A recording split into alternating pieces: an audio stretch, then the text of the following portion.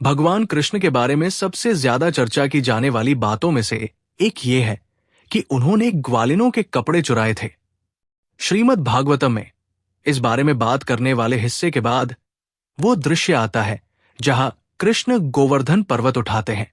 वहां बताया गया है कि उस समय उनकी उम्र 7 साल थी। समय के हिसाब से कृष्ण की उम्र उस समय की 7 साल से कम होनी चाहिए जब उन्होंने कपड़े चुराए थे।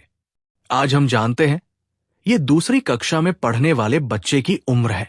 तो क्या कपड़े चुराना उस उम्र के बच्चे की सिर्फ एक शरारत थी? नहीं, सच तो यह है कि कृष्ण की कोई भी शरारत, जिसे हम शरारत समझते हैं, वो कभी उनकी शरारत नहीं थी। अगर ऐसा है तो क्या कृष्ण ने उन्हें कुछ सिखाने के लिए कपड़े चुराए थे? हालांकि उन्होंने लड़कियों को कुछ नया सिखाया था, लेकिन ऐसा भी नहीं था। तो फिर क्या बात थी? उन्होंने कपड़े क्यों चुराए? आइए समझते हैं। कृष्ण ने ग्वालबालों या गोपियों की प्रार्थना का फल देने के लिए कपड़े चुराए थे। आप सोच रहे होंगे, क्योंकि आपको लग सकता है कि ग्वालबालों की प्रार्थना और कृष्ण ने जो किया उसके बीच कोई संबंध नहीं है। तो पुराण के हिसाब से आइए उस घटना को देखें ताकि इसके पीछे का कारण समझ सकें। वैसे भी जहां कुछ लड़कियां जो 7 साल से थोड़ी बड़ी हैं, कम उम्र के लड़के से शादी करना चाहती हैं, हम कभी भी परिपक्व शादी या सेक्स से जुड़ी कोई परिभाषा नहीं दे सकते। इस पृष्ठाधार के साथ हमें इस बात पर भी विचार करना चाहिए कि श्री कृष्ण परम आत्मा है, जो तीनों कालों, भूत, वर्तमान और भविष्य को जानते हैं। गोपियां नंदगोप के बेटे को पति के रूप में पाने के लिए कार्त्यायनी देवी व्रत रखती है। हर प्रार्थना के 2 पहलू होते हैं, एक आध्यात्मिक पहलू और दूसरा उसका भौतिक पहलू। गोपियों की प्रार्थना का भौतिक पहलू नंदगोप के बेटे को पति के रूप में पाना था, लेकिन प्रार्थना का भौतिकवादी हिस्सा मौजूद नहीं होगा, क्योंकि भौतिक रूप से कृष्ण नंदगोप के बेटे नहीं हैं। वे वासुदेव और देवकी के बेटे हैं। गोपियों को यह राज नहीं पता था, इसलिए यह समझा जा सकता है कि उनकी प्रार्थना का सिर्फ आध्यात्मिक पहलू ही है। आध्यात्मिक रूप से भगवान कृष्ण को चाहने का मतलब है वे मोक्ष चाहती है।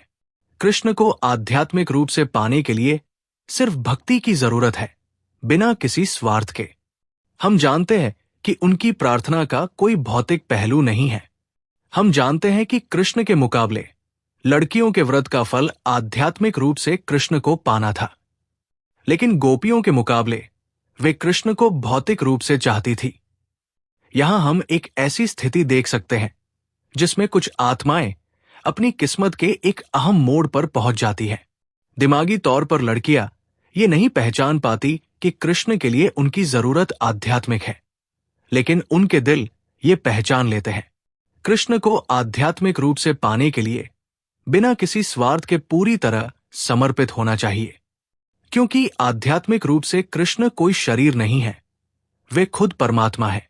स्वार्थ की भावना से शर्मिंदगी होनी चाहिए। कई लोग कोई रस्म करते समय या सबके सामने प्रार्थना करते समय भी ऐसी शर्मिंदगी महसूस करेंगे। हालांकि लड़कियां 7 साल से थोड़ी ही बड़ी हैं, लेकिन उन्हें स्वार्थ की भावना के कारण शर्मिंदगी महसूस होनी चाहिए।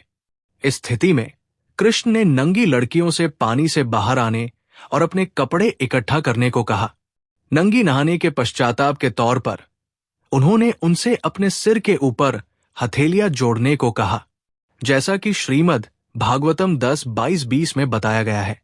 जिन लड़कियों ने कृष्ण को पति के रूप में पाने के लिए अनगिनत दूसरे रीति रिवाज किए थे, उन्होंने कृष्ण के बताए अनुसार प्रणाम करने का फैसला किया, ताकि नग्न स्नान के पाप की वजह से कृष्ण को पति के रूप में पाने का उनका वादा बेकार न जाए।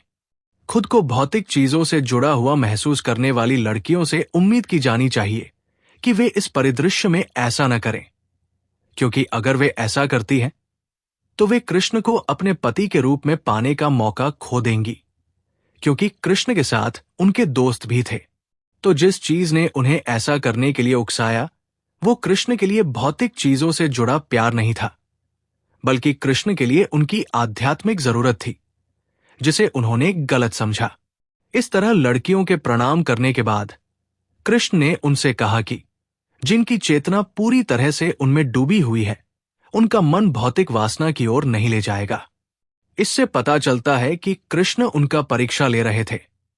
फिर उन्हें पूरी रात श्री कृष्ण के चरणों में ध्यान करने का मौका दिया गया। इस तरह उन्होंने व्रज में रहते हुए गोलोक की अपनी यात्रा शुरू की, जबकि उन्होंने बस अपने अंदर हुए बदलाव को पहचाना। हम यहां एक बात नोट कर सकते हैं। रात के बाद कृष्ण अपने सभी दोस्तों के साथ मवेशी चराने जाते हैं। दोस्तों के बीच बातचीत में कपड़े चुराने से जुड़ी किसी भी बात का जिक्र नहीं है। इससे पता चलता है कि कपड़े चुराने के समय जो दोस्त मौजूद थे, वे कृष्ण की माया या भ्रम थे। कृष्ण के पूरे जीवन में हमें मोक्ष या आसपास के लोगों को दिव्य अनुभव से जुड़ी अलग अलग घटनाएं देखने को मिलेंगी। उन सभी घटनाओं में कृष्ण ने उस समय अपनी उम्र के हिसाब से ही व्यवहार किया। इस तरह मां यशोदा ने बच्चे कृष्ण के मुंह में पूरा ब्रह्मांड, भूत, वर्तमान और भविष्य देखा। राक्षस पूतना को बच्चे कृष्ण से मोक्ष मिला। कृष्ण एक बड़े आदमी का रूप लेकर पूतना को मार सकते थे, लेकिन उन्होंने एक बच्चे के सभी हाव भाव बनाए रखते हुए पूतना को खत्म कर दिया। ऐसा ही एक 7 साल के लड़के का कपड़े चुराना है, जो उस उम्र में एक शरारती काम था। यहां हमें एक बात ध्यान में रखनी चाहिए। गोपिया देवकी और वासुदेव से पैदा हुए भौतिक शरीर से परमात्मा को सीधे देख सकती थी। व्रज में वे घटनाएं इसलिए हुई क्योंकि लड़कियां उन्हें उस तरह से देख पा रही थी।